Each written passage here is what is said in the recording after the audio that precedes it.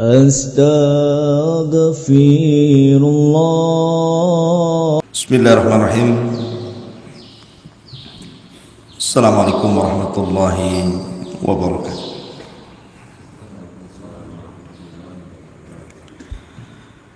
Alhamdulillah wassalatu wassalamu ala Rasulillah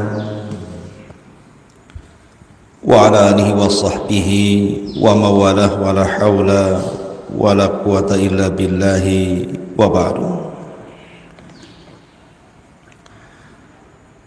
Alhamdulillah, segala puja dan puji hanya milik Allah subhanahu wa ta'ala. Salawat dan salam kita hadiahkan kepada Rasul kita Nabi besar Muhammad sallallahu alaihi wa ala alihi wasallam. Pagi ini kita akan membahas kembali tentang tafsir daripada surah Al-Fatihah, dan kita masuk pada ayat pertama dari surah Al-Fatihah. Alhamdulillahi Rabbil Alamin. Surah Al-Fatihah adalah satu di antara 5 surat yang dimulai dengan kalimat Alhamdu. Pertama, surah Al-Fatihah Alhamdulillahi Rabbil Alamin dimulai dengan Alhamdu. Kemudian surah Al-An'am, kemudian surah Al-Kahfi, kemudian surah Saba, dan juga surah Fatir.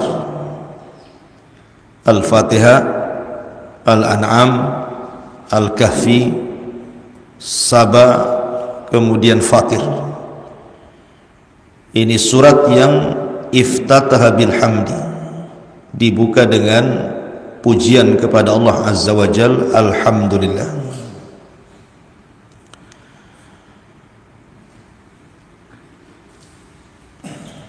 Kemudian Allah subhanahu wa ta'ala memulakan dengan kalimat Alhamdu, karena Alhamdu, pujian kepada Allah subhanahu wa ta'ala adalah ibadatul kaun. Jadi seluruh alam semesta ini beribadah kepada Allah dengan Alhamdu, dengan memuji Allah subhanahu wa ta'ala. Makanya Allah subhanahu wa ta'ala berfirman, wa min kulli syai'in illa yusabbihuna bihamdi. Dan tidaklah segala sesuatu yang diciptakan Allah subhanahu wa ta'ala kecuali mereka bertasbih kepada Allah dengan memuji Allah subhanahu wa ta'ala. Walakin la tafqahuna tasbihahum, tetapi kalian tidak paham tasbih mereka. Ketika Allah subhanahu wa ta'ala mengatakan bahwa segala sesuatu itu yang diciptakan Allah kecuali bertasbih dengan kalimat Alhamdu, menunjukkan bahwa Alhamdulillah adalah ibadatul kaun, bahwa alam semesta ini beribadah kepada Allah dengan pujian. Makanya kalau seandainya Allah perdengarkan antum bagaimana ibadahnya lautan, maka antum akan mendengar lautan mengucapkan Alhamdulillah. Kalau seandainya Allah perdengarkan antum ibadahnya gunung-gunung dan bebatuan, tentu antum akan mendengar ucapan mereka Alhamdulillah. Kalau seandainya Allah perdengarkan antum bagaimana pepohonan itu beribadah kepada Allah, tentu antum akan mendengar mereka mengucapkan Alhamdulillah. Karena Alhamdulillah adalah ibadatul kaun, ibadah seluruh alam semesta. Mereka beribadah dengan mengucapkan Alhamdulillah, dan itu tasbih mereka. Makanya kalimat alhamdu ini pujian bagi Allah Subhanahu wa taala diucapkan semua makhluk yang berakal. Para malaikat yang ada di arsy sana dan juga di sekitar arsy, mereka bertasbih kepada Allah dengan mengucapkan alhamdulillah. Alladzina yahmiluna arsya rabbi, alladzina yahmiluna, mana ayatnya, alladzina yahmiluna al-arsya wa man hawlahu yusabbihuna bihamdi.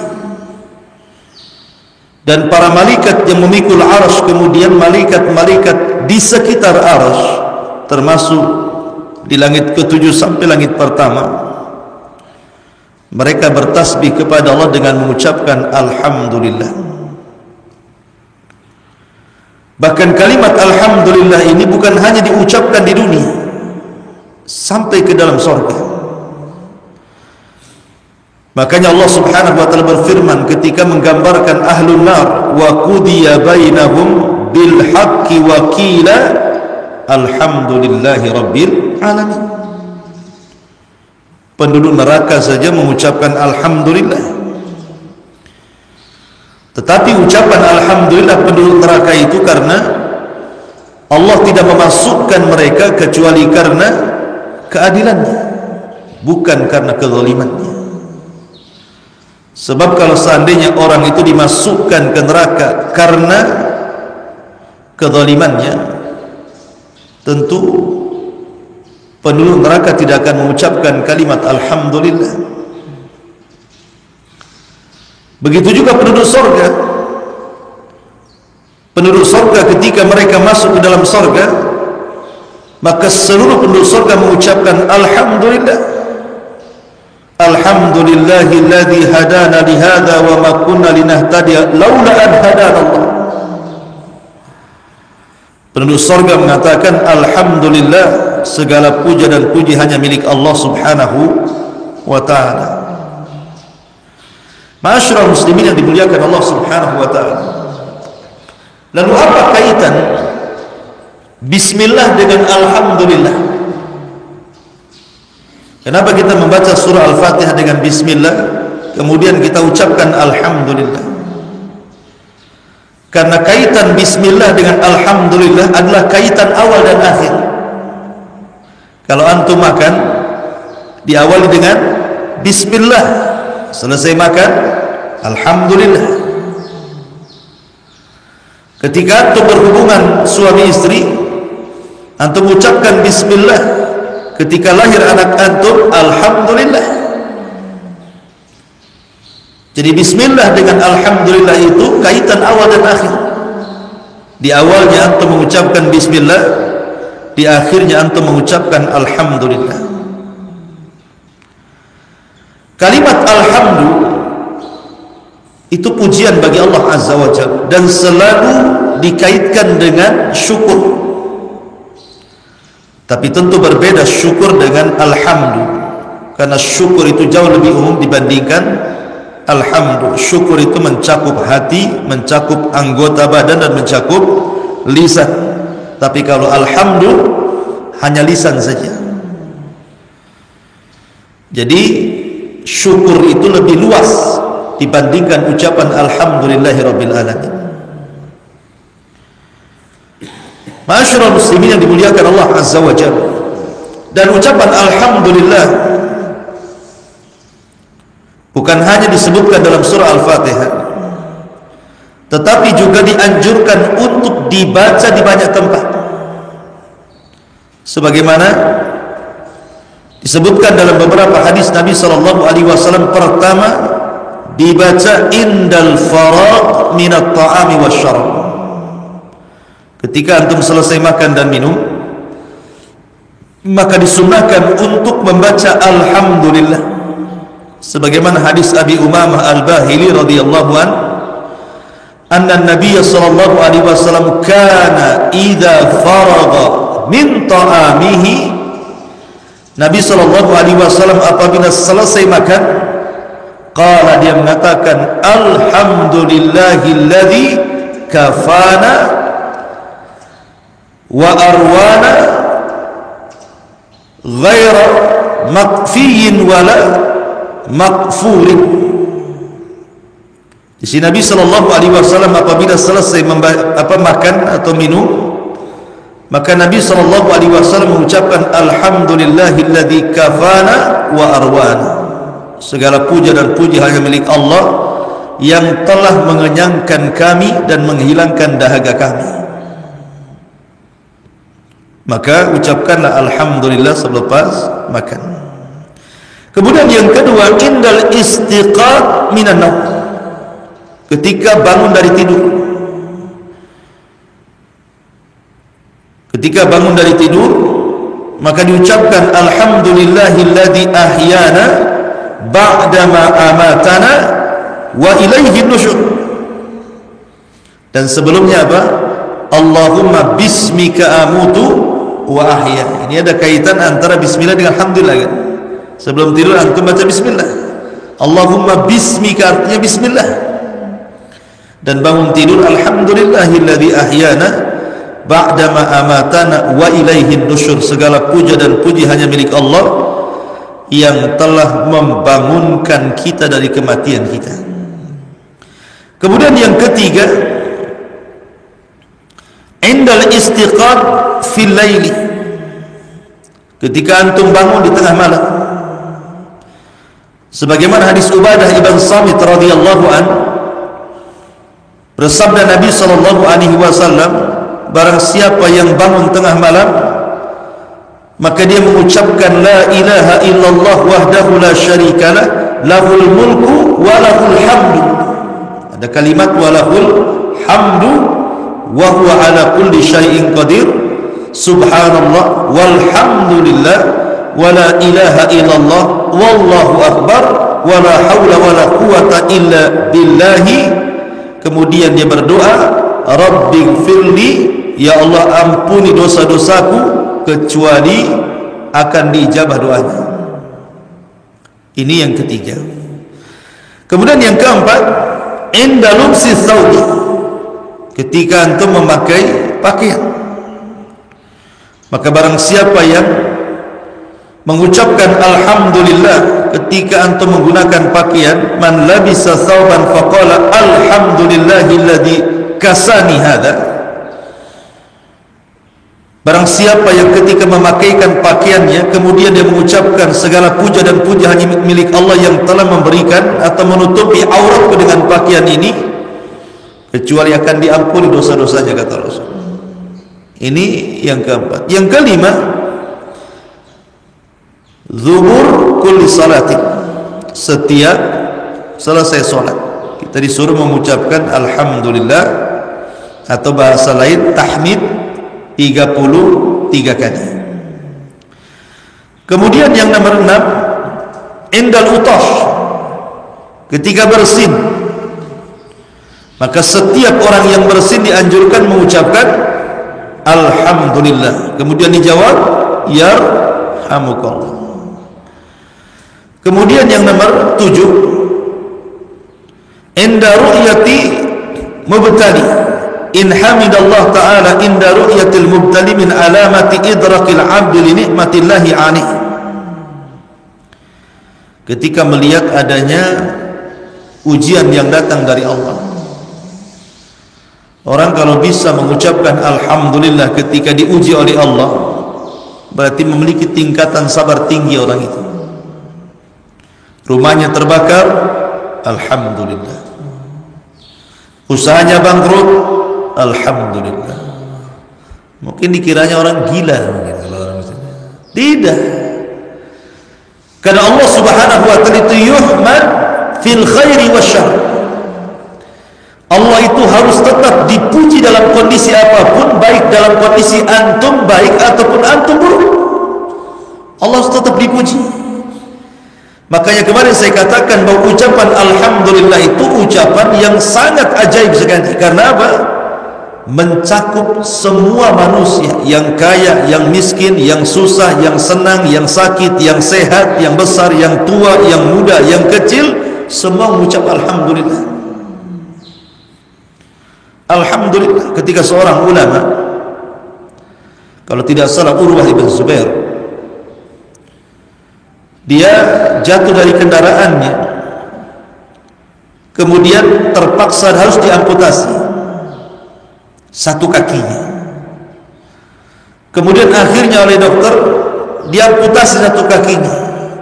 Dia pun masih mengatakan alhamdulillah, segala puja dan puji hanya milik Allah yang masih menyisakan satu kakinya yang lain.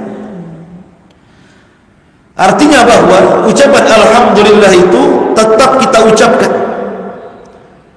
Ketika kemudian anaknya baru saja diamputasi, anaknya meninggal salah satunya, dia pun mengucapkan alhamdulillah, Allah masih memberikan anak-anakku yang lainnya. Begitu ya. Jadi ucapan alhamdulillah itu ucapan yang ajaib. Makanya saya katakan diucapkan oleh semua manusia. Antum tanya orang kaya kaifa haluk, orang kaya mengatakan alhamdulillah. Antum tanya orang miskin kaifa haluk, bagaimana kondisimu, orang miskin alhamdulillah masih bisa makan. Antum tanya orang sehat kaifa haluk, maka dia mengatakan alhamdulillah ana bi khairin, saya dalam kondisi baik. Orang sakit pun antum tanya, dia mengatakan alhamdulillah, yang sebelah kemarin mati, kan gitu. Jadi masih mengucapkan kalimat alhamdulillah. Makanya dalam kondisi apapun Allah itu tetap dipuji, baik dalam kondisi senang ataupun susah. Kemudian yang nomor 8, inda kulli ni'mah, setiap nikmat yang Allah anugerahkan kepada kita, kecil ataupun besar, maka kita harus mengucapkan alhamdulillah. Wa qalu alhamdulillahilladzi adhhaba 'anna al-hazan inna rabbana laghafurur rahim. Kemudian juga yang nomor 11, nomor 10, inda tadhakkur wa tadabbur asma'illahi wa sifati. Ketika seseorang, nomor 9, ketika seseorang mengingat dan juga merenungkan nama-nama Allah dan sifat-sifatnya, maka kita harus mengucapkan alhamdulillah. Huwal hayyu la ilaha illahu fad'uhu mukhlishina lahuddin alhamdulillahi rabbil alamin. Kemudian yang nomor 10, ketika seseorang dimasukkan ke dalam surga, wa nazza'na ma fi sudurihim min ghillin tajri min tahtihimul anhar wa qalu alhamdulillahilladzi hadana li hadza wa ma kunna linahtadiya laula an hadanallah. Begitu juga penduduk neraka mengucapkan wa qudiya bainahum bil haqq wa qila alhamdulillahi rabbil alamin. Intinya bahwa pujian bagi Allah Subhanahu wa taala itu mencakup semua peribadatan alam. Dan kalau kita melihat da'bus salihin, kebiasaan orang-orang saleh, maka mereka sejak para nabi sampai orang-orang saleh tidak lepas mengucapkan alhamdulillah. Lihat Ibrahim alaihi salatu wassalam, abul anbiya, bapaknya para nabi. Ketika Allah Subhanahu wa taala utus 3 malaikat menghabarkan akan kelahiran Ishak dan setelahnya Yakub, apa kata Ibrahim? Alhamdulillahilladzi wahaba li 'alal qibari Ismaila wa Ishaqa inna rabbi lasami'ud du'a. Apa kata Ibrahim? Segala puja dan puji hanya milik Allah yang telah menganugerahkan kepadaku di atas ketuaanku Ismail, Ishak, dan Rabbku sungguh maha mendengar doa. Ibrahim mengucapkan alhamdulillah. Nabi Allah Sulaiman alaihi salatu wassalam sebutkan dalam surah Naml ayat 15, walaqad atayna Dawuda wa Sulaimana ilman wa qala alhamdulillahilladzi faddalana ala katsirin min ibadihil mu'minin.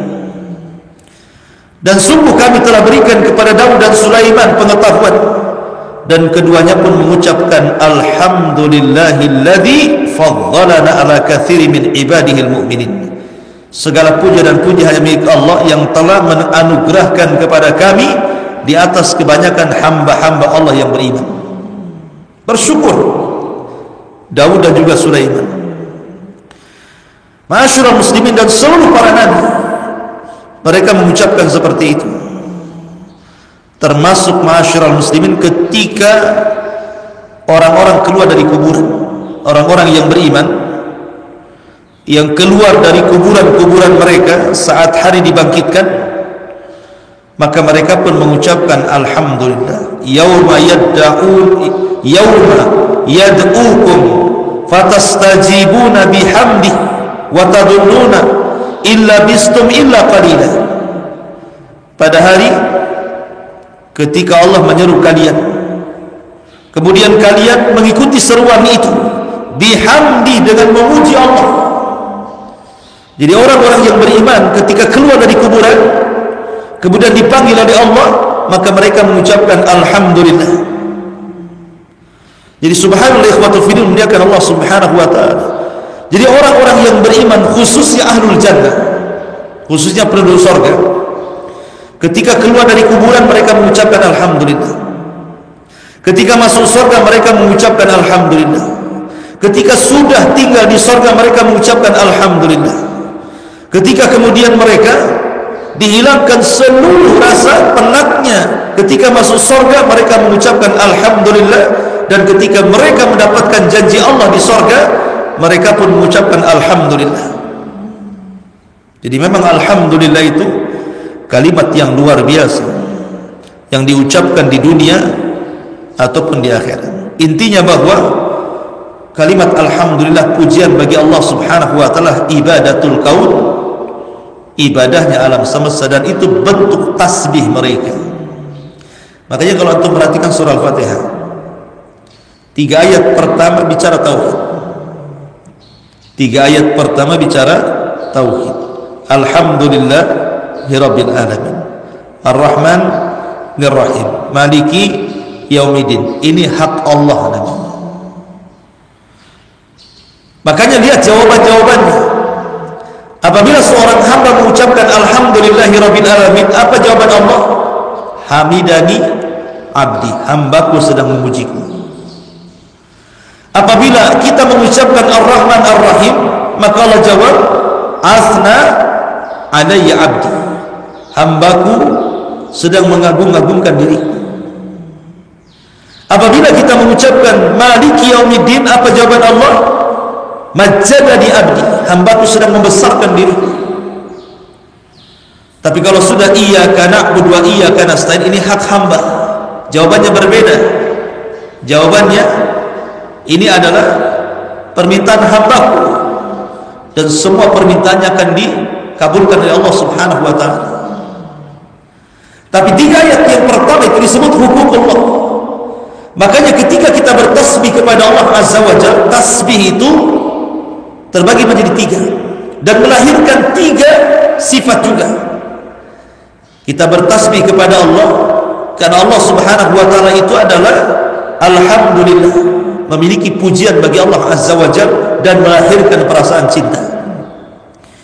Kita bertasbih kepada Allah subhanahu wa ta'ala karena Allah subhanahu wa ta'ala itu Ar-Rahman Ar-Rahim, Dia maha penyayang lagi maha pengasih, dengan itu melahirkan roja harapan. Kemudian kita bertasbih karena Allah itu Maliki Yaumiddin. Dari situ terlahirlah sifat takut, karena Malik itu adalah penguasa, bisa melakukan hal apapun. Makanya dalam ibadah itu harus dipenuhi dengan perasaan cinta alhamdulillahirabbil alamin, kemudian perasaan roja ar-Rahman ar-Rahim, dan perasaan takut Maliki Yaumiddin. Ini disebut arkan al-ibadah, namanya rukun ibadah. Cinta, harap, takut. Karena ada orang yang mengatakan, saya takut masuk ke dalam neraka, tapi tidak pula pantas masuk surga. Ada yang mengatakan seperti itu kan. Jadi ada orang yang mengatakan, saya takut masuk neraka, tapi tidak pantas pula masuk surga, menghilangkan harapan. Ya. Padahal dalam akidah Ahlussunnah wal Jamaah itu harapan itu bagian daripada arkanul ibadah. Karena mereka mengatakan orang kalau beribadah mengharap surga itu syirik, Karena surga itu makhluk Allah, berarti mengharap kepada makhluk syirik. Logikanya seperti itu. Jadi kalau beribadah itu langsung kepada Allah, jangan harap-harap surga. Sebab kalau beribadah mengharap surga, berarti mengharap kepada makhluk, karena surga itu makhluk Allah. Ketika mengharap kepada makhluk, berarti telah menyekutukan makhluk dengan Khalik. Berarti antum terjerumus kepada kesyirikan. Bukan. Kita katakan mengharap itu bukan syirik. Karena yang memerintahkan mengharap akan pahala itu Allah sendiri. Allah yang memerintahkan. Wa yarjuna rahmat rabbi. Dan orang-orang yang beriman mereka mengharap rahmat dari Allah. Lihat bagaimana Asiyah bintu Muzahim ketika dilempar dari ketinggian oleh Fir'aun, kemudian dia pun melihat istananya di sorga setelah dia mengucapkan Rabbi ibnili indaka baitan fil jannah wa najini min fir'auna wa amali. Ya Rabb, bangunkan untukku satu istana di sorga. Itu permintaan Asiyah sebelum meninggal, dan Allah kabulkan sebelum meninggal ditampakkan sorga. Artinya di sini ada harapan. Rasul yang mengatakan idza sa'altumullaha fas'alul firdaus. Kalau engkau meminta sesuatu, minta yang paling tinggi, surga firdaus, kata Rasul. Maka kita katakan bahwa mengharap itu bagian dari tauhid. Bahkan itu termasuk arkan daripada ibadah. Taib. Alhamdulillahi rabbil alamin. Ma'asyiral muslimin yang dimuliakan Allah Subhanahu wa taala, kata-kata Rabb itu melahirkan kalimat rububiyatullah. Makanya ada tauhid disebut tauhid rububiyah, diambil dari Rabbil alamin. Dan inti pada tauhid rububiyah itu bahwa Allah Subhanahu wa taala itu adalah Al-Khaliq yang menciptakan. Inti daripada rububiyah itu adalah Al-Khaliq, sifat Allah Al-Khaliq, atau nama Allah Al-Khaliq, bahwa Allah itu yang menciptakan. Ketika Allah Subhanahu wa taala menciptakan, maka ciptaan Allah itu terbagi menjadi dua. Ada yang Allah Subhanahu wa taala ciptakan min adam, dari ketidakadaan menjadi ada. Dan itu disebut usulul khalq. Awalnya enggak ada, kemudian Allah adakan. Artinya Allah menciptakan makhluk min adam, dari ketidakadaan menjadi ada.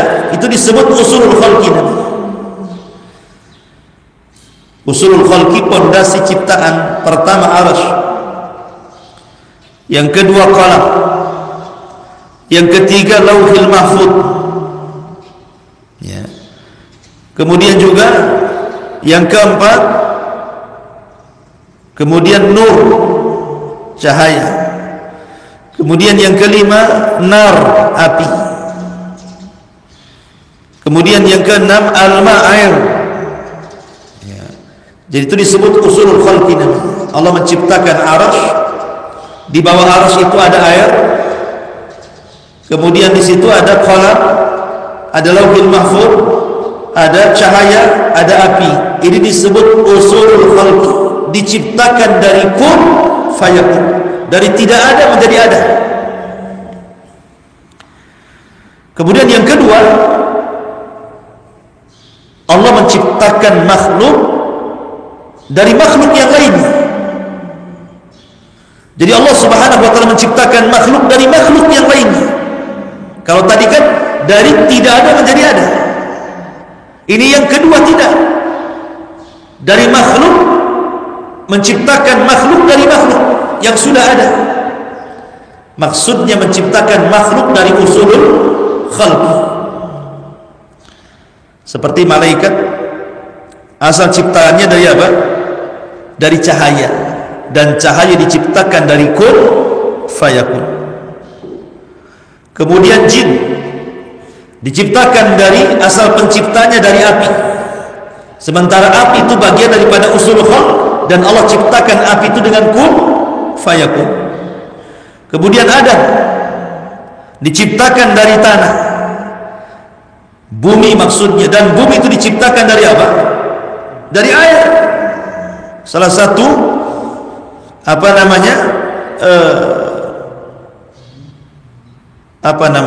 asal penciptaan bumi itu unsur-unsurnya ada dari air yang membeku. Adapun langit dari mana? Dari dukhan, dari asap, dan asap itu asalnya dari api. Jadi semua kembali kepada usulul khalqi. Lah ketika kita membaca Rabbul Alamin, sekarang usulul khalqi sudah ada, air sudah ada, api sudah ada, cahaya sudah ada. Sekarang Allah Subhanahu wa taala tantang kalian. Ciptakan seperti yang Allah ciptakan. Allah ciptakan matahari, Allah ciptakan malaikat dari cahaya, Allah ciptakan jin dari api, Allah ciptakan manusia dari tanah, dan tanah dari air. Ini unsur-unsur penciptaan sudah ada. Sekarang kau ciptakan seperti Allah menciptakan, sanggup? Enggak akan sanggup. Karena manusia tidak bisa menciptakan, manusia itu hanya merangkai. Antum membuat rumah terdiri daripada batu, batunya siapa yang cipta? Pasirnya siapa yang cipta? Kemudian kusennya dari kayu dari pohon siapa yang cipta? Jadi intinya manusia itu hanya merangkai, dia tidak bisa menciptakan.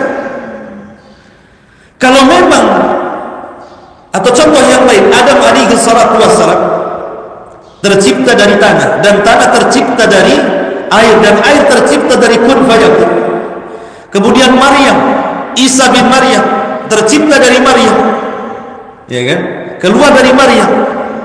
Pertanyaannya, manusia yang keluar dari tanah dengan manusia yang keluar dari perut ibu, hebat mana?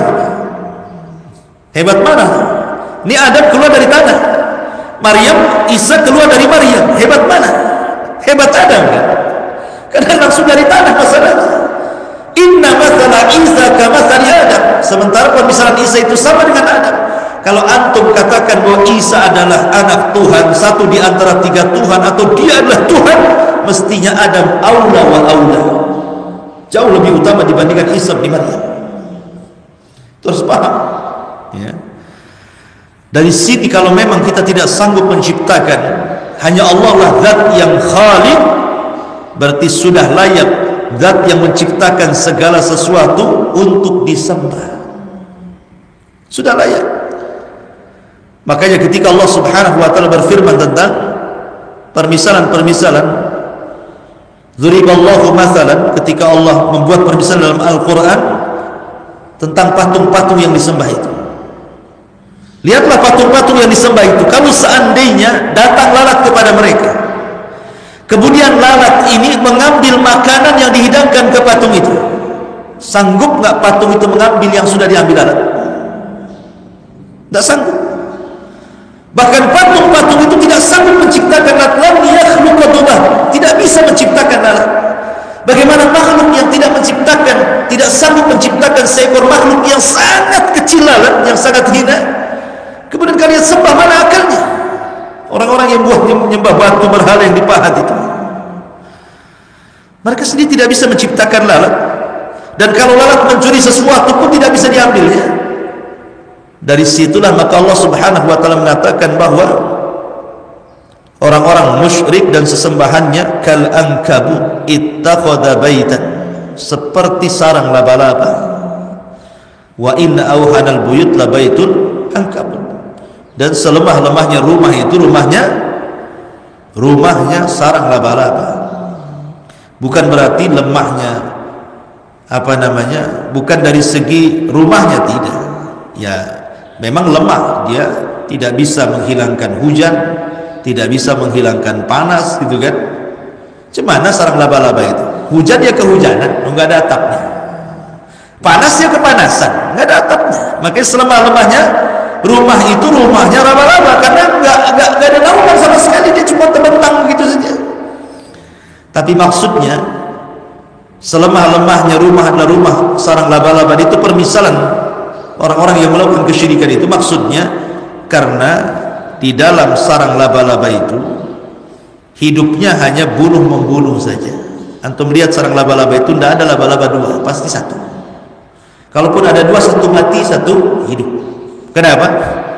Karena biasanya laba-laba itu kalau sudah menikah, si istri membunuh suaminya. Kalau sudah membuahi, dibunuh tuh suaminya. Kemudian setelah kemudian ibunya mengerami telurnya, kemudian lahir anak laba-laba, anaknya membunuh ibunya. Nah, begitulah laba-laba. Kerjanya bunuh-bunuhan itu. Makanya satu sarang itu cuma satu. Kalaupun ada 2, 3, satunya membunuh mati semua itu. Makanya kenapa kemudian Allah permisalkan orang-orang musyrik itu seperti itu? Karena mereka isinya hanya pecah belah saja. Wala takunu minal musyrikin alladzina farraqu, gitu ya, dinahum wa kanu syi'an kullu hizbin bima ladaihim farihun. Janganlah seperti orang-orang musyrik yang suka mecah belah agama mereka. Setiap kelompok berbangga dengan kelompoknya. Ma'asyiral muslimin yang dimuliakan Allah Azza wa Jalla, lah dari kalimat Rabb yang intinya tadi adalah Al-Khaliq, Al-Mudabbir, kemudian juga Al-Malik gitu. Dari Khaliq ini lahir al-iman bil qada wal qadar. Karena tidak mungkin Allah menciptakan kecuali karena perintah. Dan ketika Allah menciptakan, bukan ada perintah Allah atau perintah zat kepada Allah, "Hei Allah ciptakan ini," tidak. Tapi Allah ketika menciptakan atas perintahnya sendiri, yang disebut dengan iradah. Iradah itu apa? Kehendak. Ketika Allah menciptakan itu karena sebuah perintah, dan perintah itu datang dari dirinya sendiri yang disebut dengan masyiat atau iradah.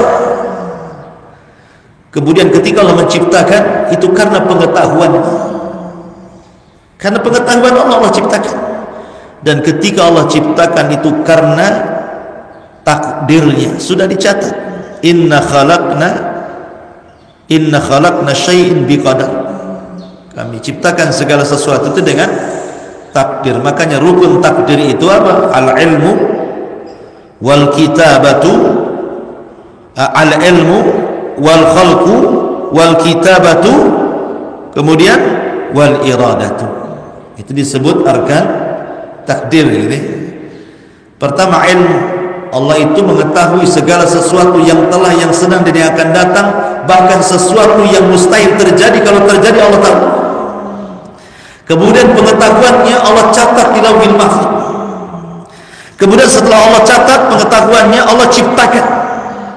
Dan tidaklah Allah menciptakan kecuali karena kehendaknya. Itu disebut arkan al-qada wal qadar. Dari kalimat Rabb lahir al-iman bil qada'i wal qadar. Rabbul alamin, dan kalimat alam itu artinya ma siwallah fahuwa alam. Selain daripada Allah disebut alam, disebut makhluk. Segala sesuatu selain Allah itu disebut alam. Artinya selain Allah disebut alam. Dan alam di sini artinya makhluk. Alhamdulillahi rabbil alamin. Wallahu alam. Ini di antara tafsir Alhamdulillahi rabbil alamin. Besok kita masuk pada tafsir yang kedua, Ar-Rahman Ar-Rahim. Subhanakallahumma bihamdika asyhadu an la ilaha illa anta astaghfiruka wa atubu ilaik. Allahu ta'ala. Assalamualaikum warahmatullahi wabarakatuh.